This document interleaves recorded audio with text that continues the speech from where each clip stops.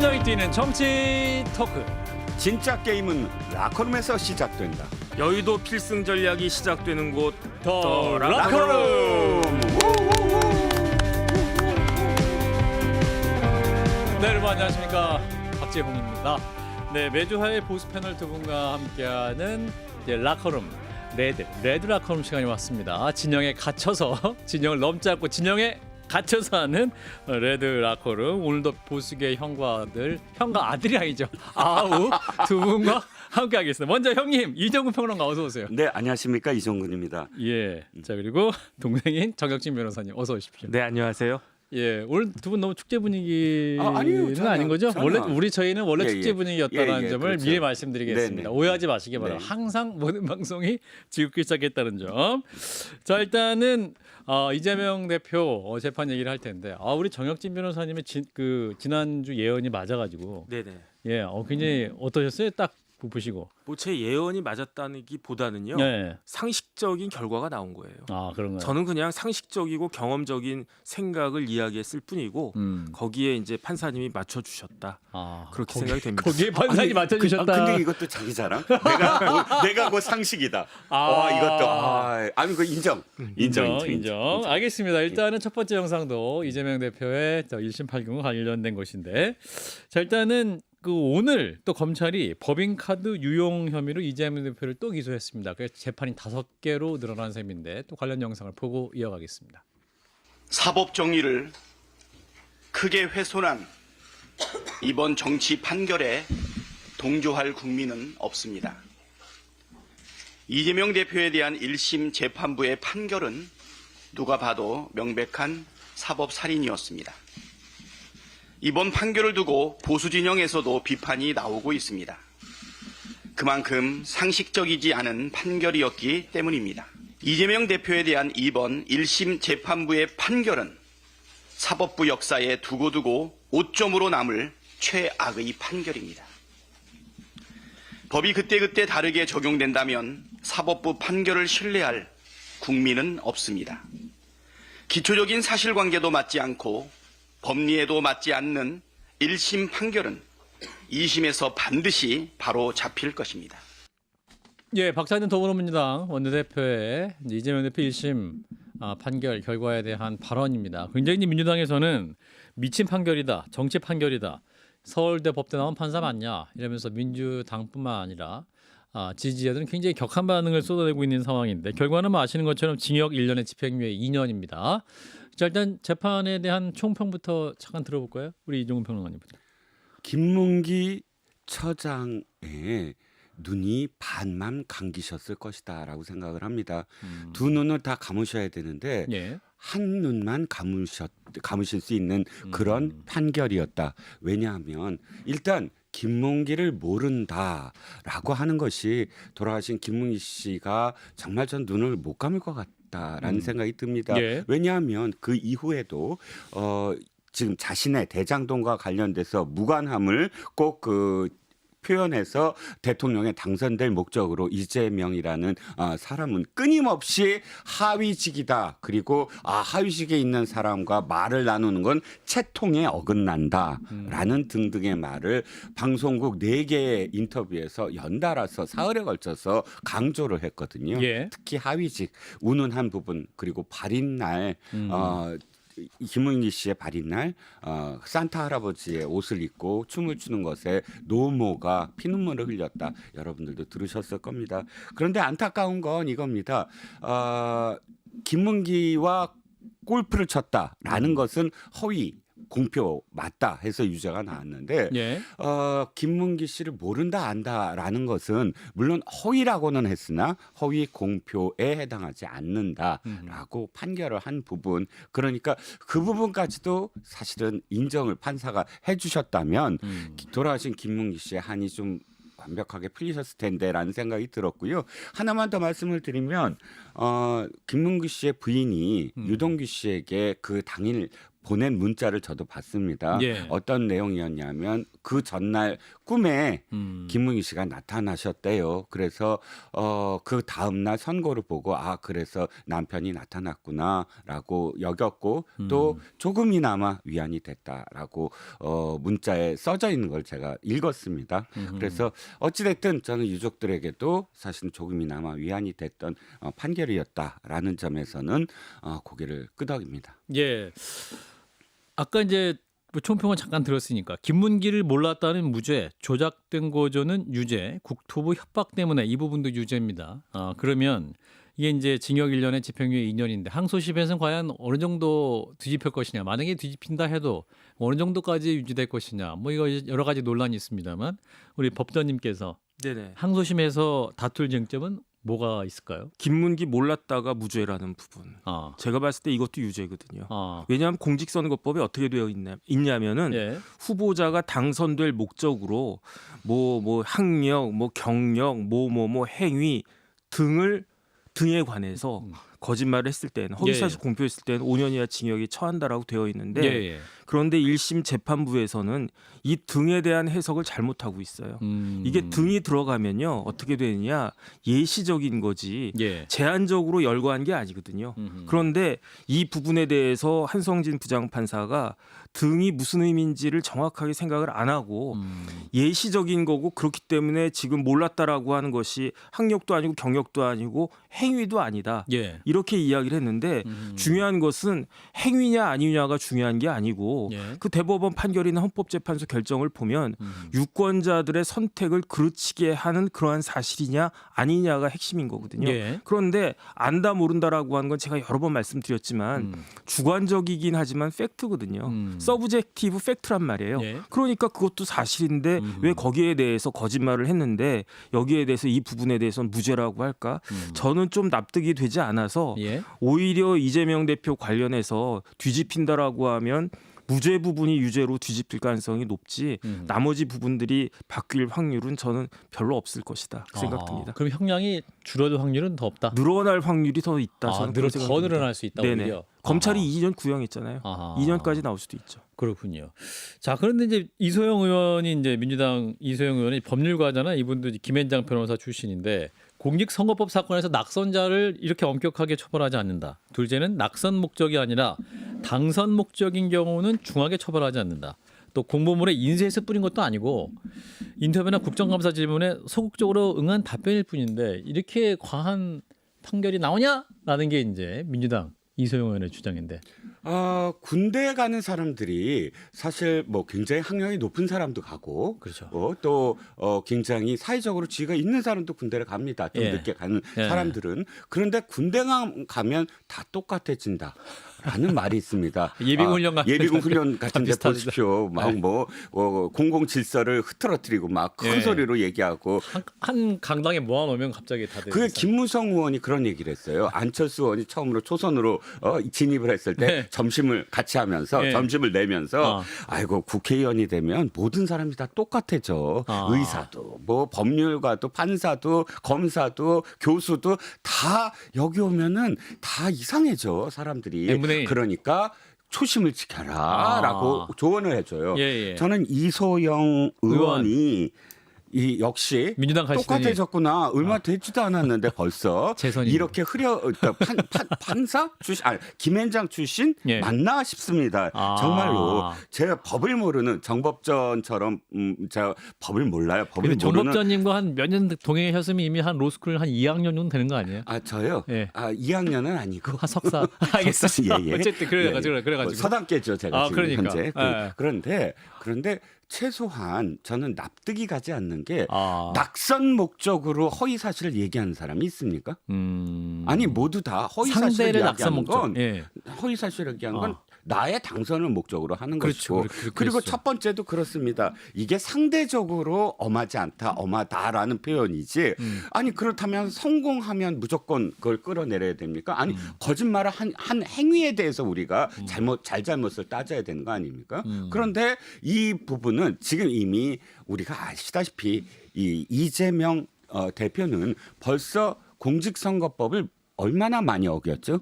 아니 그러니까 물론 대법원 확정 판결에 무죄가 된 예. 사건도 있지만 그 전에 벌금형도 있고요. 벌써 공직선거법과 관련해서 수차례 지금 법을 어긴 사람입니다. 예. 그렇다면 이 해당 사건의 낙선과 당선이 를 해당하려면 그건 진짜 초범의 경우에 해당되는 것이지 지금 판결문에도 나와 있지만 동종 전과가 있다라는 부분이 분명히 가만히 돼야 될 부분이고요. 예. 공보물에 인쇄해서 뿌린 것보다 더 중요한 게 연달아 인터뷰한 겁니다. 가중처벌 요소가 그거예요. 네. 특정 다수, 불특정 다수에게 반복적으로 그것을 허위사실 이야기할 때예요. 지금 반복적으로 자기가 고치고 혹은 자기가 인정할 수 있는 순간이 얼마나 많았습니까? 하지만 더 강화시켰어요. 그 허위사실을. 그렇다면 공보보다 더 이거는 전파력이 더 큰 것이죠. 예. 법사님? 글쎄요, 이소영 의원이 변호사할 때는 굉장히 당차고 샤프했던 분으로 제가 알고 있었어요. 예. 제가 이제 환경부 고문 변호사 하고 있기 때문에 이소영 변호사가 환경법 쪽으로도 많은 일을 했다라고 알고 있는데 그렇죠. 그런데 만약에 김앤장에 있다라고 하면 만약에 지금 이소영 의원이 김앤장에 있단 말이에요. 그런데 지금 뭐 낙선자 엄하게 처벌하지 않는다. 당선 목적인 경우에 중하게 처벌하지 않는다. 이딴 식으로 의견서를 쓰면요. 선배한테 깨집니다. 엄청나게 깨질 겁니다. 예. 김앤장에서 이런 식으로 의견 냈다가 제대로 리서치나 제대로 한 거냐? 리서치도 안 하고 어떻게 변호사가 저런 식으로 함부로 이야기를 하느냐? 일개 주니어 변호사도 저런 이야기 안 하는데 국회의원이라고 한 사람이 어떻게 저런 이야기를 했을까? 낙선자를 엄하게 처벌하지 않는다고 누가 그럽니까? 징역 5년입니다. 예. 당선 목적인 경우에 중하게 처벌하지 않는다고 누가 그럽니까? 이것도 징역 5년입니다. 지금 지난번 대선이 문제였잖아요. 지난번 대선에서 1등 누가 했습니까? 윤석열 후보가 했어요. 그렇죠. 2등 누가 했습니까? 이재명 후보가 했어요. 네. 4등 누가 했는지 아세요? 4등? 네. 누구죠? 4등을 허경영이 했어요. 허경영 후보가 뭐라고 그랬습니까? 허경영 후보가 당선됐습니까? 낙선됐습니까? 낙선입니다. 그다음에 허경영 후보가 거짓말했어요. 무슨 거짓말했느냐? 내가 이병철 양자라고 그랬어요. 그다음에 내가 박정희의 비선 참모였다. 보이지 않는 박정희 뒤에서 은밀한 임무 수행하는 그런 사람이었다. 예. 거짓말이잖아요. 예. 그런데 허경영 후보가 당선 목적으로 그런 거짓말했습니까? 아니면 나 일부러 떨어지기 위해서 내가 이런 이야기하면 사람들이 저 사람 희한한 사람이네, 바보네 이러면서 떨어뜨릴 것이다라고 그랬습니까? 나름 당선될 목적으로 허경영이 나 이병철 양자다 이랬잖아요. 형사 처벌 받았습니다. 대법원까지 나왔어요. 예. 이거는 대법원까지 올 4월인가 몇 월인가에 올해 대법원 판결 나왔는데 징역 몇 년 나온지 아세요? 2년 나왔어요. 제가 봤을 때 지금 대한민국 법원은요, 이재명 대표를 허경영만 또 못하게 취급하는 것이다. 그러니까 이재명 대표가 김문기 씨 모른다, 국토부 협박이 있었다, 이런 거짓말이 맥혔습니까? 아니면 허경영이 나 이병철 양자다, 나 박정희 비선 참모다, 이런 말이 맥혔습니까? 예. 이재명 대표의 거짓말이 맥혀가지고 1,600만 표 얻었고요. 허경영이 거짓말한 건 하나도 맥히지 않아가지고 몇 표 얻었는지도 모르겠어요. 예. 그런데 어떻게 이소영 의원은 김앤장 출신이라고 하면서 이런 기본적인 사실조차도 리서치하지 않고 어떻게 저렇게 이야기를 할 수가 있는가? 아하. 저는 말이 안 된다 그런 생각이 들고요. 그다음에 더 이상 그 민주당에서는 예. 뭐 이런 이야기 하지 않았으면 좋겠다 그런 느낌 듭니다. 그렇군요.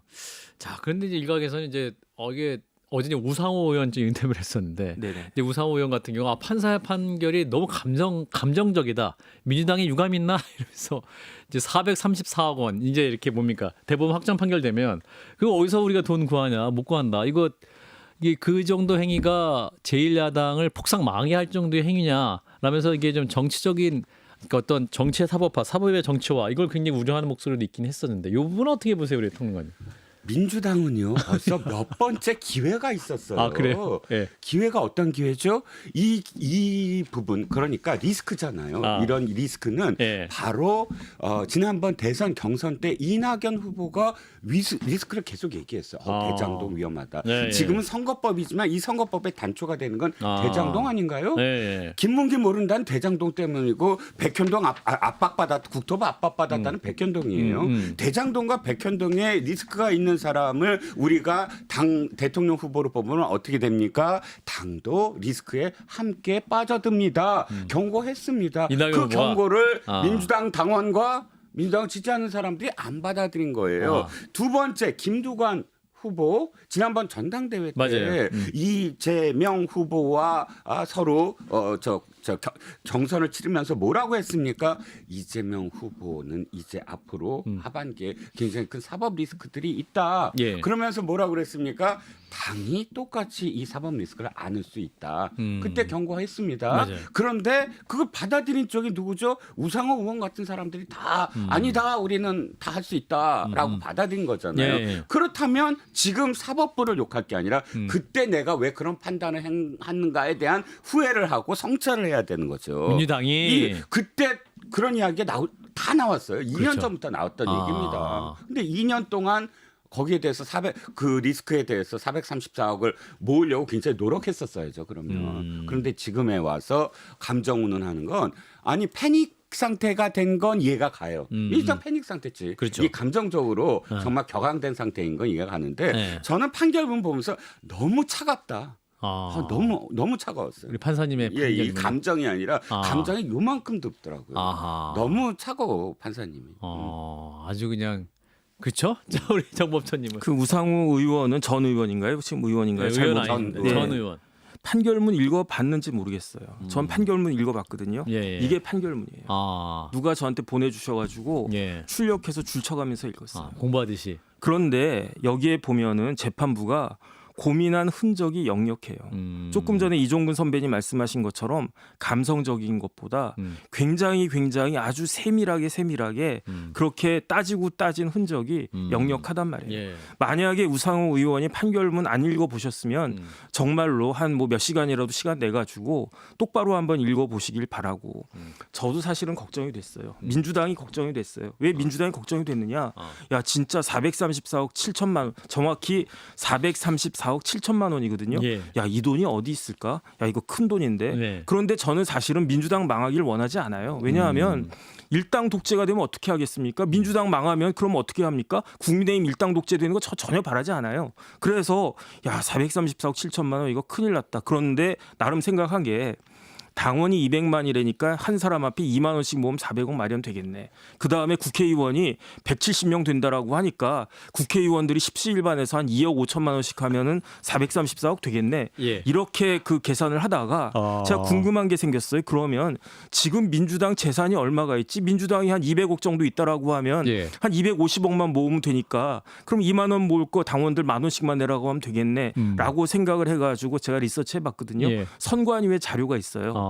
민주당 돈 많아요. 민주당 돈이 얼마나 많냐면 2022년도 현재 민주당 재산이 929억이에요. 434억 내도 500억 남아요. 그런데 이게 2022년도 계산이니까 지금은 제가 봤을 때 1,000억이 훨씬 더 넘을 것 같아요. 왜 민주당이 이렇게 돈이 많느냐? 나라에서 정당에다가 지금 돈을 퍼주고 있어요. 그래서 매년 경상 보조금으로 민주당한테 몇백억씩 주고요. 선거 있을 때 선거 보조금 주고요. 선거 끝나면 선거 비용 보전금을 또 줘요. 그러니까 예컨대 제가 민주당이라고 생각해 보면 제가 대선에 나간다라고 했을 때 국가에서 이번에 선거하면 100억쯤 들겠지 100억을 갖다 줘요. 그럼 그 100억 썼을 거 아니겠습니까? 그러면 선거 비용 보전금이라고 100억을 또 줘요. 선거하면은 돈이 따블로 남게 되는 그런 구조예요. 그러니까 민주당 재산이 제가 찾아보니까 2011년도에는 52억밖에 없다가 10년 뒤에 929억 됐고요. 민주당이 당사를 샀어요. 언제 샀냐면은 2016년도에 샀거든요. 그런데 그때 민주당이 돈이 없었어요. 그래가지고 민주당이 그 건물주한테 잘 이렇게 부탁해가지고 건물주님 제가 20% 먼저 내고 80%는 10년 동안 분할해서 갚겠습니다. 10년 지나면 2026년이잖아요. 민주당은 돈이 차고 넘쳐가지고 2022년도에 그 나머지 80%다 갚았어요. 그렇게 돈 많은 정당이 국민의힘도 돈 많습니다. 그러니까 민주당 걱정한 건요. 뭐랑 똑같냐면 민주당 걱정하는 건 우리가 저 같은 사람이 연예인 걱정하는 거랑 똑같고요. 저 같은 사람이 옛날로 치면 이대호 타율 걱정하는 거랑 똑같다. 우상호 의원님은요. 전혀 걱정하지 마세요. 근데 자기 집 살림살이도 모르니까 저 그 바깥에 있는 저도 잘 아는데 우상호 의원님은 자기 집 부자인데 우리 집 가난해, 우리 집 가난해, 우리 집 큰일 났어 이러고 있는 거랑 똑같다. 걱정하지 마세요, 우상호 의원님. 제가 봤을 때 혹시 2년 사이에 갑자기 살림 안 좋아졌을지 모르겠어요. 2022년 기준이니까 네네. 혹시 2년 사이에 막 안 좋아지지 않았을까? 더 늘어났을 더 거예요. 늘어났을까? 있는 사람들이 더해. 그러니까 있는 사람들이 더 더해. 하니까. 우리 같은 사람이 달라. 그러니까 쓸데없는 걱정했다. 저 반성하고 있습니다. 알겠습니다. 아무튼 뭐 2022년 기준으로 우리 정 법전님이 리서치를 해주신 거니까 아무튼 그래서 굉장히 감동받으셨어요. 감동받았어요. 굉장히 감동을 하시더라고요. 우리 법전님이 아니 민주당에 대해서 감동하신 거 아니에요? 아니 우리 법전님의 리서치에 감동했어요. 야 왜 기자의 남의 집 재산을 그러니까 우리 집 재산을 파악도 못하고 있는데. 자 그래서 중요한 건 이제 다음 주 일주일 후에 또 저희가 두 번째 1심 선고에 대해서도 얘기할 텐데 25일 날 또 위증교사 1심 선고가 나올 겁니다. 그 다음 날 우리가 또 방송하게 될 텐데 어떻게 해서 우리 이종근 평론가님. 저는 뭐 그냥 법전이랑 상관이 없는 사람으로서 네. 법칙을 하나 이번에 발견했어요. 네. 반띵의 법칙이라고. 반띵. 반띵. 아하. 그러니까 검찰의 구형에 김혜경의 벌금 150만 원도 구형이 300만 원이었고 아하. 이번에 2년 구형에 1년 나왔으므로 3년 구형이니 1년 6개월. 반띵. 반띵. 반띵의 법칙. 계속 반띵이야. 아하. 자 우리 정 법전님. 저도 그렇게 생각하는 게 예. 그게 그냥 그 법칙적인 그러한 이야기이긴 한데 예. 그래서 저도 사실은 1년 반 정도 생각을 하려고 하다가 예. 그런데 이재명 대표의 위증 교사는요. 예. 제 개인적인 생각이긴 하지만 역사상 최악의 위증 교사예요. 더 이상 더 나쁜 위증 교사가 있을 수가 없어요. 위증 교사가 가중 사유가 세 가지가 있거든요. 예. 첫 번째는 위증보다 위증 교사한 경우가 더 강하게 처벌받습니다. 제가 많은 사례 찾아봤는데 위증한 사람이 1년 받았으면 위증 교사한 사람은 2년 받고 그래요. 그다음에 그게 첫 번째. 근데 위증 교사한 거 아닙니까? 두 번째는 높은 사람이 위증 교사하면 더 강하게 처벌합니다. 그러니까 사장님이 박재홍 앵커한테 위증해 달라고 하면 예. 저 같은 사람이 박재홍 앵커한테 부탁하는 것보다 사장님이 더 강하게 처벌받는 거고요. 저희 사장은 아직까지는 그런 일이 없고 이제 몸이 가정입니다. 이러면 오해하지 마시고 계속해 주세요. 회사를 옮겼다고 했을 때.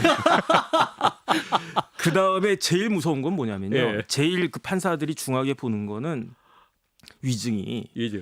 판결의 결과에 영향을 미쳤을 때. 아. 그런데 이재명 대표가 2019년도, 2020년도 그때 재판 받았지 않습니까? 2018년부터 해가지고 그런데 그 김진성 씨가 위증함으로 인해 가지고 유죄가 나왔을 게 무죄가 나왔다라고 충분히 추정할 수가 있어요. 예. 그러니까 이 모든 가중 사유가 이재명 대표 케이스엔 다 그 해당이 되는데 제가 곰곰이 생각해 보니까 플러스 알파가 있어요. 예. 보통의 위증 같은 경우에는 그게 재판에 영향을 미쳤다고 하더라도 예컨대 제가 박재홍 앵커한테 10억을 빌렸단 말이에요. 큰 돈이잖아요. 네. 갚기 좋겠습니까? 갚고 싶겠습니까? 갚기 싫겠습니까? 당연히 갚기 싫을 거 아니에요.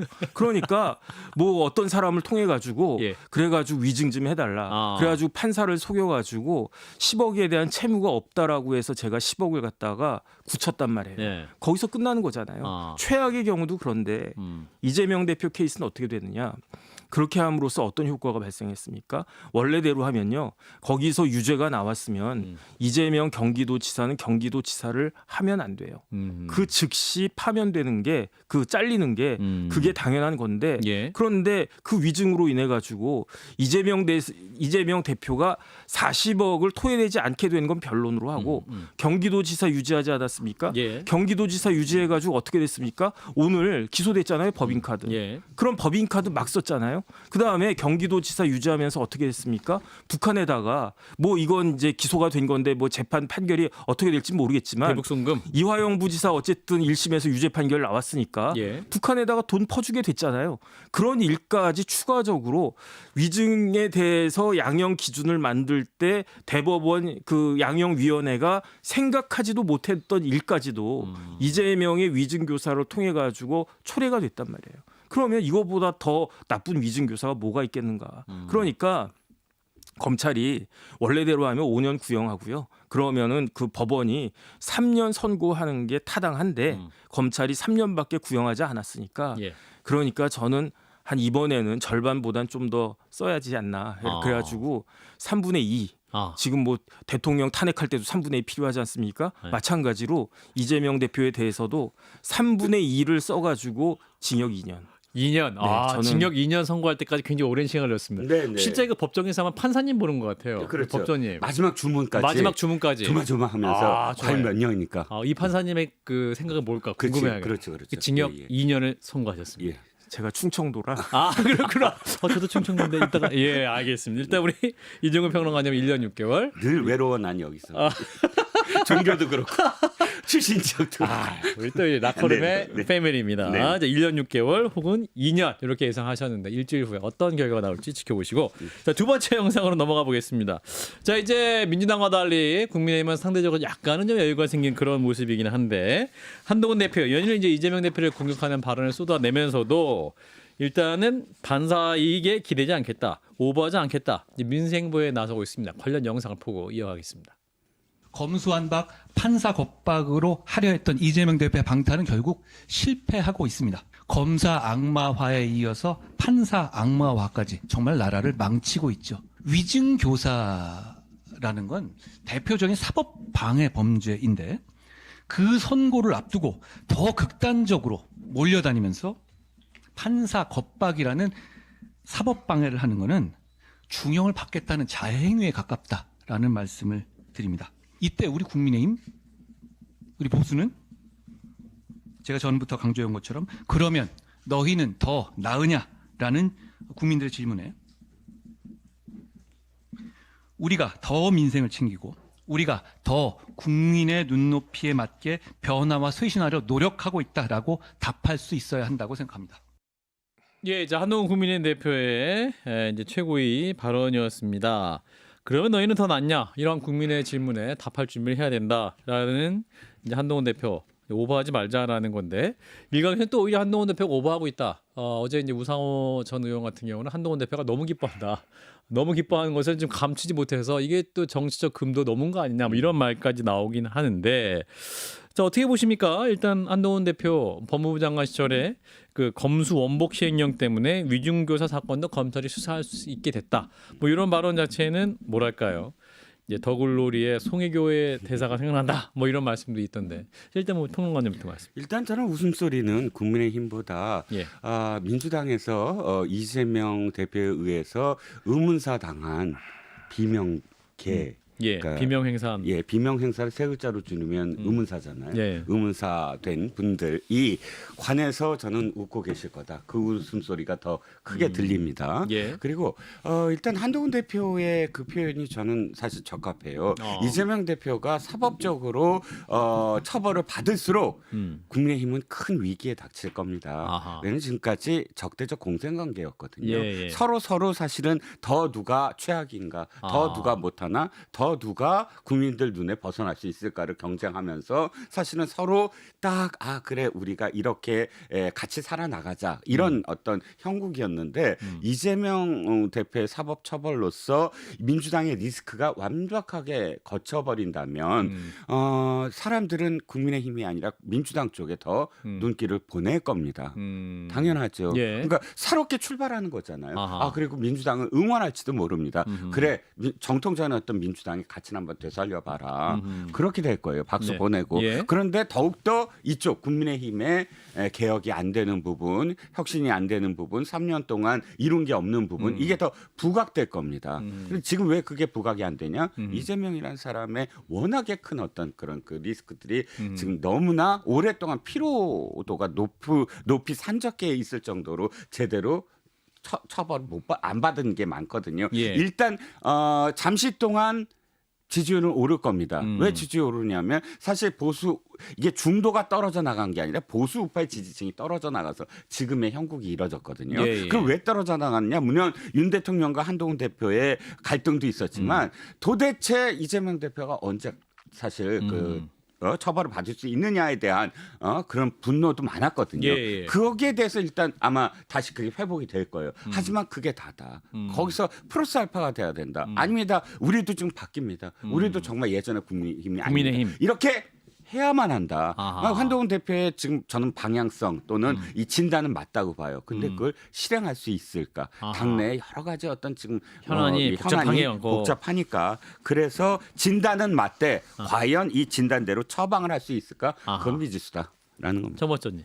글쎄요, 한동훈 대표 말투가 빨라요. 말투가 빠르기 때문에 오버하는 느낌을 주는 것 같아요. 아. 예컨대 똑같은 말을 제가 와, 그 얘가 팍팍 들어오네. 맞아요. 충청도식으로 뭐 검수완박하고요, 뭐 판사 겁박하면 안 돼요, 뭐 이런 식으로 이야기하면 이게 오버한다는 느낌이 들까? 저는 이거는 한동훈 대표 고쳐야 될 것 같아요. 말이 너무 빨라서 네. 오해받는 측면이 있는 것 같다. 내용 보면 별로 그렇지가 않거든요. 그 텍스트로 제가 지금 봤는데 예. 더 중요한 건 뭐냐면 한동훈 대표가 기쁠까요? 만약에 제가 한동훈 대표라고 하면 안 기쁠 것 같아요. 오히려 긴장할 것이다. 긴장이 아니고 저 같으면 참담할 것 같다는 생각이 오. 들어요. 왜냐하면 지금 이재명 대표 제1당 대표 아니겠습니까? 네. 그런데 제1당 대표가 선거에서 거짓말을 했다라고 해서 1심이지만 유죄 판결 나왔어요. 실형 나왔어요. 네. 그다음에 다음 주 월요일 날 이번에는 재판에서 거짓말했다라고 한 혐의로 판결이 나올 텐데 유죄가 나올 확률이 되게 크다라고 보여지거든요. 그렇다라고 하면 더군다나 이재명 대표 뭐 하던 분입니까? 법조인이잖아요. 예. 한동훈 대표하고 저하고 선배예요. 아하. 사법연수원 선배라고요. 예. 그런데 법조인이 어떻게 저렇게 선고에서 거짓말하고 재판에서 거짓말하고 그래가지고 형사처벌을 받게 되는가. 같은 법조인의 입장에서 좀 부끄럽다는 생각이 들 수밖에 없고요. 예. 그다음에 민주당은 정신이 없는 것 같아요. 정확히 말하면 제정신이 아닌 것 같아요. 이 판결을 누가 내립니까? 판사가 내리잖아요. 그런데 판결이 나오기 전에는 민주당에서 법관 주재, 판사 주재 이런 식으로 이야기를 하더니 예. 판결 후에는 판사를 겁박하려고 하는 거 아니겠습니까? 이재명 대표 판결이 대법원까지 다 나왔습니까? 이재명 대표 판결이 공직선거법 하나로 다 끝납니까? 아니잖아요. 예. 다음 주 월요일 날 위증교사죄 더 중요한 그 범죄에 대해서 판결이 나오는데 그런데 지금 뭐 판사가 뭐 서울법대 나온 게 맞니 뭐니 뭐 이런 식으로 이야기를 한다라고 하는 거는 제가 이재명 대표라고 하면 진짜 막 발벗고 뛰어나가지고 좀 제발 정신 좀 차려라라고 소리 지르고 싶은 그런 심정이 아닐까? 저는 그런 생각이 듭니다. 오히려 민주당은 판사들을 좀 자극할 수 있다. 자극이 됐죠. 아. 자극이 됐고 그것 때문에 뭐 양형이 바뀌지는 않았겠지만 어쨌든 판사들 입장에서는 굉장히 불쾌한 것은 사실이었을 사실이다. 것이다. 아하, 그렇군요. 자, 그래서 이런 민주당의 모습이 이제 다음 주 양형에도 어떤 일정 부분 영향을 줄 수 있다는 말씀인데, 자, 여기서 일단 국민의힘은 차분하게 반응하자라는 게 당대표 입장이긴 합니다. 근데 이런 가운데 이제 국민의힘 내부에 좀 문제가 있어요. 당원 게시판 논란.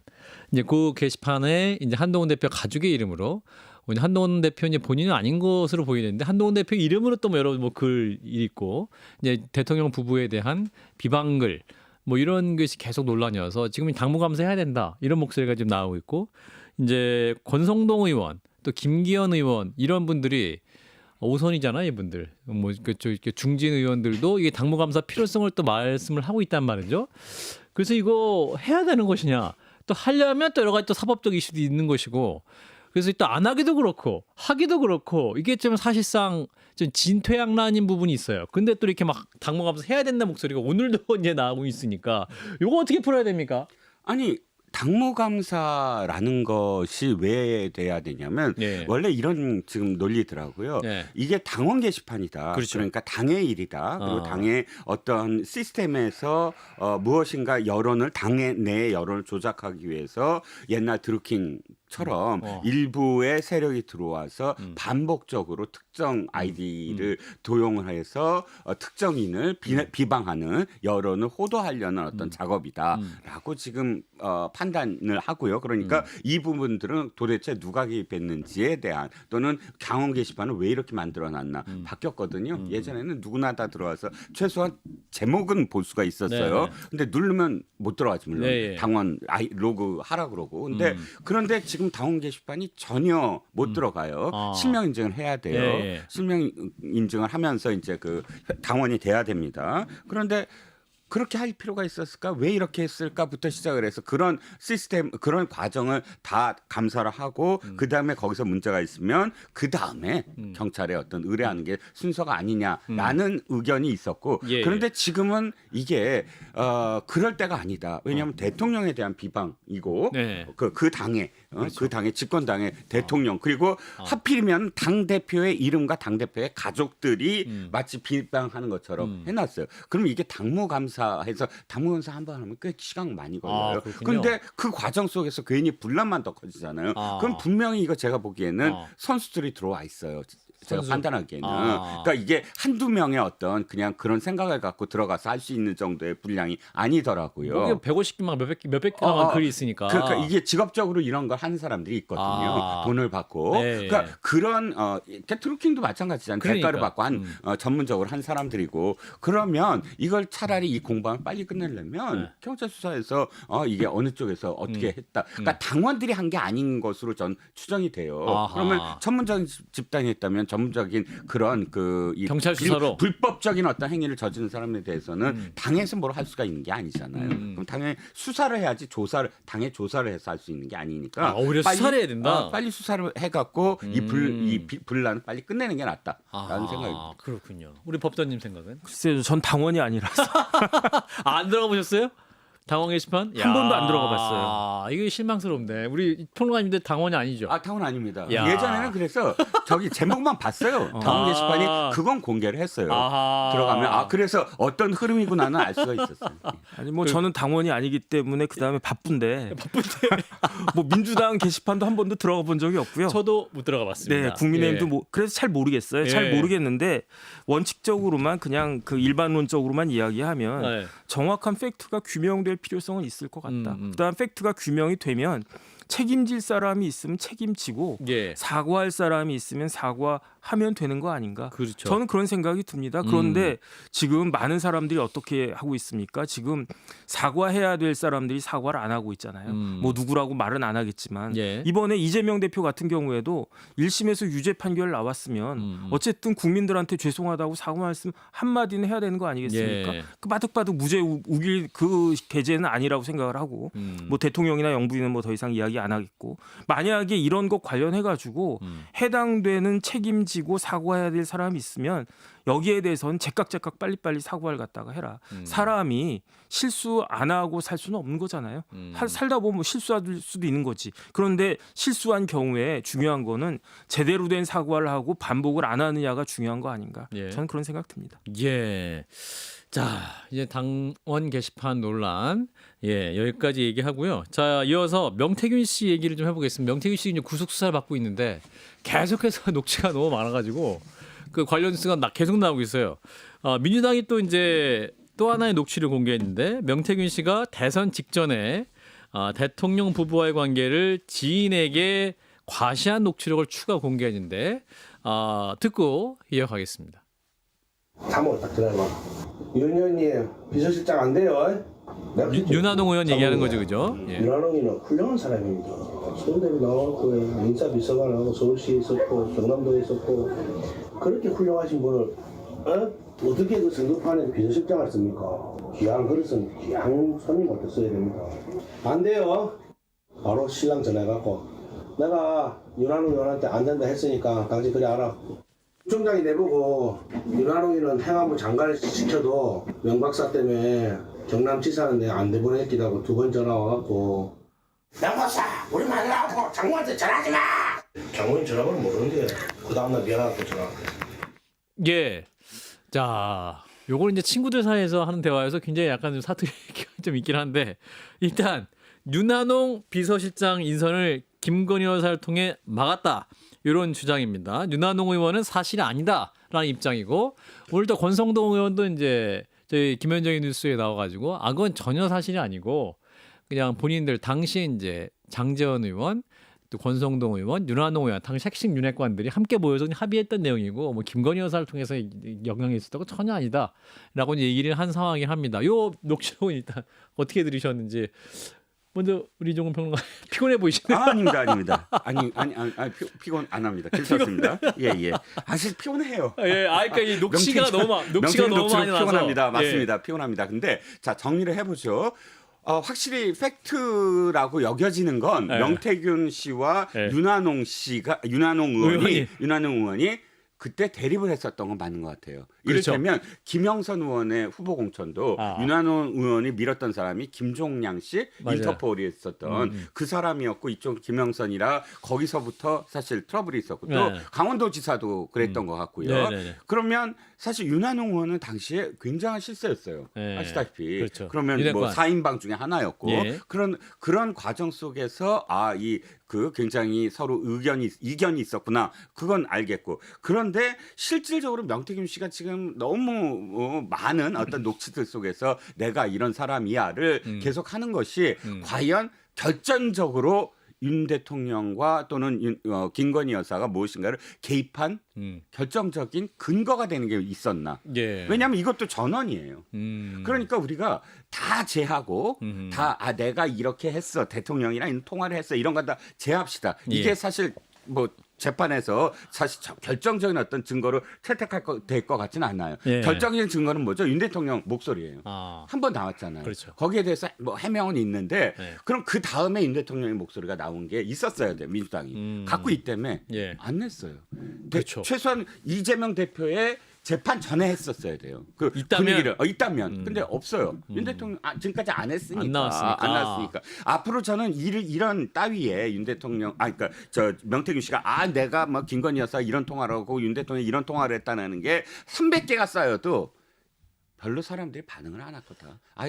명태균이라는 사람이 어떤 사람인지 알겠고 또 김건희 여사가 오지랖 넓은 거는 이제 아마 뭐 우리나라만이 아니라 해외도 다 알 것 같아요. 오지랖이 좀 넓으신 거. 예. 그런데 그걸 갖고 계속 하는 건 이게 가십거리의 지금 기사지. 더 이상 타격감이 없다. 저기서 법조 기자들이 쓸 기사가 아니다. 아하. 예. 법조님? 글쎄요, 여당 입장에선 좋지가 않아요. 왜 좋지가 않냐면 이게 옛날 얘기라서 그래요. 지금 명태균이 저러고 떠들고 다닌다. 그럼 뭐 제대로 된 사람이냐 이렇게 치부할 수 있겠는데 예. 그게 아니고 명태균이 누군지도 몰랐던 2022년 3월 초의 녹취록이에요. 예. 3월 달에 이야기했다는 거 아니겠습니까? 2022년 3월 달에 3월 9일인가 대선 선거 그러니까요. 10일 날 확정됐었던 것 같고. 그 대선을 앞두고 그때쯤 저런 이야기를 막 떠들고 다녔다라고 한 이야기니까 예. 지금 저런 식으로 이야기한 것과는 또 차원이 다를 수 있다. 저는 그런 생각이 들고요.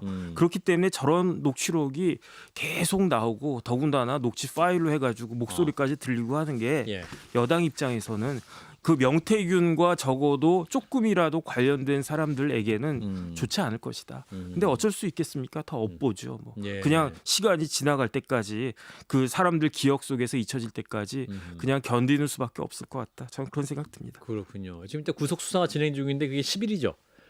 구속된 상태에서 계속 있는 건 아니잖아요. 구치소에 그렇죠. 있는. 네네. 예. 그거 한 20일 정도까지 20일까지 연장이 되는 것이고. 네네. 네. 그 이후에는 어떻게 되는 건가요? 그러면? 그러면 기소를 하겠죠. 기소되는 구속 것이고. 기소해가지고 구속 기소되는 그다음에 것이고. 이제 재판 받고 그렇게 되겠죠. 알겠습니다. 예, 구속된 상태에서 재판을 받게 된다. 만약에 네네. 검찰이. 예. 자, 일단 오늘 여기까지 말씀을 듣도록 하겠습니다. 자, 일단 다음 주 화요일에는 이재명 대표의 두 번째 재판, 1심 선고, 두 번째 2심 선고 이후에 또 그 결과를 놓고 또 방송을 준비하도록 하겠습니다. 자, 오늘도 함께해 주신 두 분 감사드리고요. 다음 주에 뵙겠습니다. 고맙습니다.